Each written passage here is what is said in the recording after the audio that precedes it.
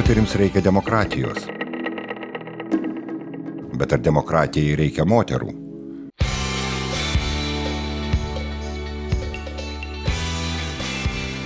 Atsakymo paieškoms susibūrusi Lietuvos edukologijos universiteto socialinio ugdymo katedros tyrėjų komanda, kuriai vadovauja profesorė daktarė Irena Zaleskienė, įgyvendina tarptautinį projektą Įsipareigojimas demokratijai didinant moterų dalyvavimą.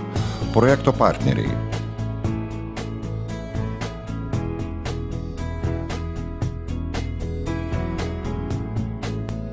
Dėl moterų dalyvavimo politikoje šiandien Lietuvoje yra tokia situacija. Seime moterų 34, vyrų 107. Vyriausybėje moterų 4, vyrų 10.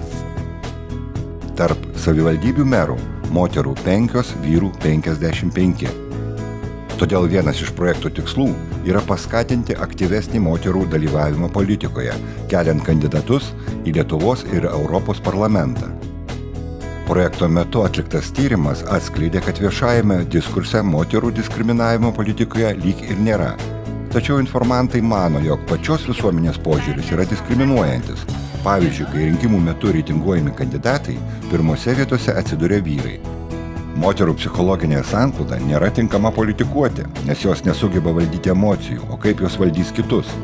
Vyrais politikais labiau pasitikima, nes lietuviškos tradicijos ir stereotipai teigia, kad vyrai geresni vadovai. Lietuvoje viskas gerai, kadangi situacija per 25 metus pagerėjo. Turime aukščiausio lygio politikės, prezidentę, Seimo pirmininkę, o dar kiek ministrių. Moterys politikai netinka, kadangi jų paskirtis gimdyti vaikus ir tausoti šeimą, o ne kažkur dalyvauti.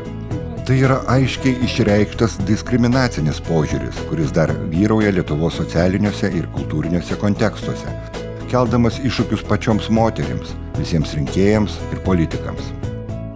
Mokslininkų įžvalgos ir atliktų tyrimų analizė nevienareikšmiškai patvirtina, kad sprendimai, kurie priimami moteriams dalyvaujant, yra socialiai jautresni, užtikrinantys saugesnį ir taikesnį bendrabūvį, darantys pozityvią įtaką darnesniai visuomenės raidai ir bendruomenių telkimui.